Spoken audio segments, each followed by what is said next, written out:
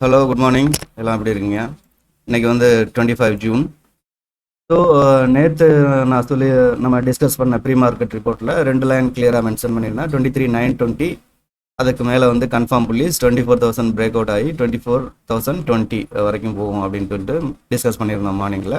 Even இந்த 23,920 cross பண்ணி மேலே போகணும்னு அவசியம் இல்லை, அதுக்கு முன்னாலே கூட வந்து நம்ம புள்ளிஸ் ட்ரேடை லாங் ட்ரேடை வந்து ஸ்டார்ட் பண்ணலாம் அப்படின்னும் டிஸ்கஸ் பண்ணியிருந்தோம்.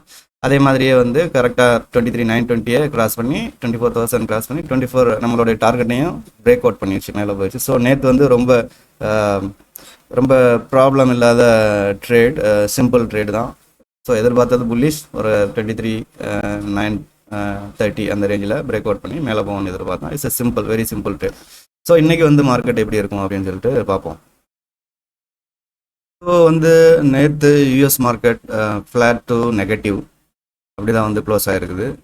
ஏன்னா மெயினாக வந்து இந்த சிப் மேக்கிங் கம்பெனிஸ்னால வந்த இஷ்யூ. ஸோ எல்லா பெரிய ஸ்டாக், நாஸ்டாக்ல உள்ள பெரிய ஸ்டாக்ஸ் எல்லாமே ஆல்மோஸ்ட் நெகட்டிவ் தான். 1% 2% நெகட்டிவ் அந்த மாதிரி தான் இருக்குது. சவுத் கொரியாவோட மார்க்கெட் கோஸ்பி 2 நாள் முன்னால் ஆல்மோஸ்ட் 10% வந்து ஃபாலோ ஆகி லோவர் சர்க்கியூட் வந்து ட்ரிகர் ஆச்சு. இப்போ வந்து அதே கோஸ்பி ஆல்மோஸ்ட் எங்கேருந்து ஃபாலோ ஆச்சோ அதோட ஒரு 75% வந்து ரெக்கவர் ஆகி ட்ரேட் ஆகிட்டு இருக்குது. ஸோ இது ஒரு பாசிட்டிவ் சென்டிமெண்ட். இன்னொன்று ஆயில் ப்ரைஸ் டவுன் ஆயிடுச்சு, $73 அந்த ரேஞ்சுக்கு வந்துருச்சு. ப்ளஸ் இந்த வார் இஷ்யூ, அமைதி பேச்சுவார்த்தை அதுவுமே வந்து கரெக்டாக போய்கிட்டு இருக்குது. ஸோ இன்றைக்கும் நம்ம பாசிட்டிவாக தான் எதிர்பார்க்குறோம். ஒரு ப்ளஸ் பாயிண்ட் என்னென்னா, நேற்று பாருங்கள் எக்ஸாக்டாக 24,000 ஹோல்டு பண்ணி தான் மார்க்கெட்டு க்ளோஸ் ஆகிருக்குது. எக்ஸாக்டாக 24,000க்கு மேலே வந்து நின்றுச்சு. Even last half an hour volume weighted average price வந்து இன்னும் மேலே இருக்குது, 2420 அந்த ரேஞ்சுக்கிட்ட இருக்குது. ஸோ இது வந்து ஒரு பாசிட்டிவ் சிக்னல். ஸோ இன்னைக்கு வந்து கன்ஃபார்மாக லாங் ட்ரேடு போகிறதுக்காக தான் நான் பிளான் பண்ணியிருக்கிறேன். பட் 24,000 எக்ஸாக்டாக ஹோல்டு பண்ணுமா? ஓப்பனிங் ஏன்னா ஃப்ளாட் ஓப்பனிங் தான் ஆக போகுது. ஸோ எங்கே ஓப்பன் ஆகுதுன்னு தெரியாது. 24,000 ஹோல்டு பண்ணாமல் பிரேக் டவுன் ஆயிடுச்சுன்னா நெகட்டிவ் அப்படின்ற மைண்ட் செட்டுக்கு வர வேண்டாம். ஏன்னா நேத்தோட வேல்யூ ஏரியாவே வந்து 23,960 இந்த லைன் வரைஞ்சது. இதுக்கு மேலே தான் வந்து 70% ஆஃப் த ட்ரேடு வந்து இங்கே தான் நடந்திருக்கு. ஸோ மார்னிங்கில் வந்து ஓப்பன் ஆனது, இங்கே ட்ரேடு ஒன்றும் ரொம்ப நடக்கலை, உடனே புலிஷ் ஆகி மேலே போயிடுச்சு. ஸோ இந்த ஏரியா தான் வேல்யூ ஏரியா.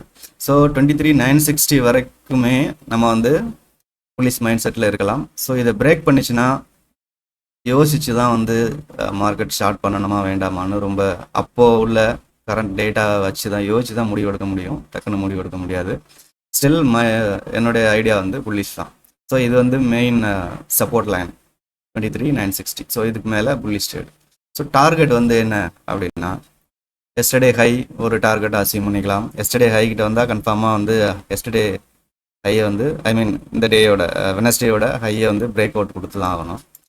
மெயின் ரெசிஸ்டன்ஸ் அப்படின்னு பார்க்க போனால் 24,200 இதுதான் வந்து மெயினான ரெசிஸ்டன்ஸ்.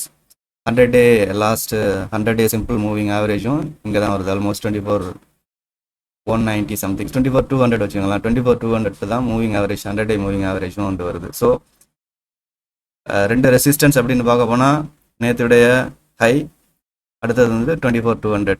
இந்த 2 தான் வந்து ரெசிஸ்டன்ஸ் அப்படின்னு சொல்கிறத விட டார்கெட் அப்படின்னு கூட வச்சுக்கலாம். ஸோ இன்றைக்கான டார்கெட் இப்படி தான் இருக்கணும். ஸோ என்னுடைய பிளானிங் வந்து மேக்ஸிமம் புல்லிஷ் ட்ரேட் எடுக்கிறதுக்கான முயற்சி. ஷார்ட் பண்ணணும் அப்படின்னா ரொம்ப யோசிச்சு தான் பண்ணணும், சான்சஸ் வந்து ரொம்ப கம்மி. 24,000 லைனை வந்து ரிஜிட்டாக வந்து ஸ்ட்ராங் சப்போர்ட்டாக எதிர்பார்க்க தேவையில்லை. அது கீழே வரலாம், 23,960 வரைக்கும் வரலாம். வந்துட்டு மறுபடியும் பிரேக் அவுட் ஆகி மேலே போகிறதுக்கான சான்சஸ் இருக்குது. ஸோ இதுதான் இன்றைக்கி உள்ள பிளானிங். நீங்கள் ட்ரேட் பண்ணுங்கள், பண்ணிவிட்டு எப்படி இருக்குன்னு கமெண்டில் சொல்லுங்கள். தேங்க்யூ.